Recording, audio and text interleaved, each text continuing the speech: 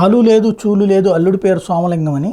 ఇప్పుడు రాహుల్ గాంధీకి ప్రధానమంత్రి అయ్యేటటువంటి అవకాశం వస్తుందో లేదో తెలియదు, అసలు కాంగ్రెస్ పార్టీకి అధికారం వస్తుందో లేదో తెలియదు.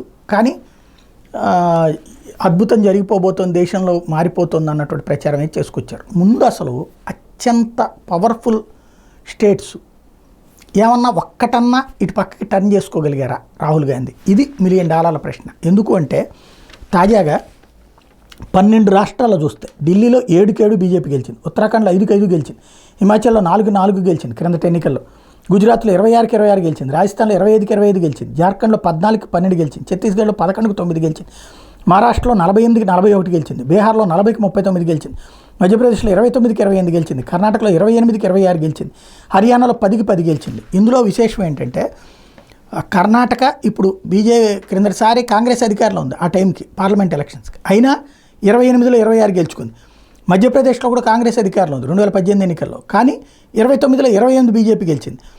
అదే సందర్భంలో ఇది వచ్చేటప్పటికి ఛత్తీస్గఢ్ వచ్చేటప్పటికి కాంగ్రెస్ పార్టీ అధికారంలో ఉంది, అక్కడ 11-9 గెలిచింది. అంటే కాంగ్రెస్ అసెంబ్లీలో గెలిచిన చోట కూడా వీళ్ళు సాధించలేదు. ఇప్పుడు ఎలాగ కాంగ్రెస్ పార్టీ ఈ వీటిట్లలో మార్చుకోగలిగితే తప్పించి అవకాశం కనిపించట్లేదు దానికి.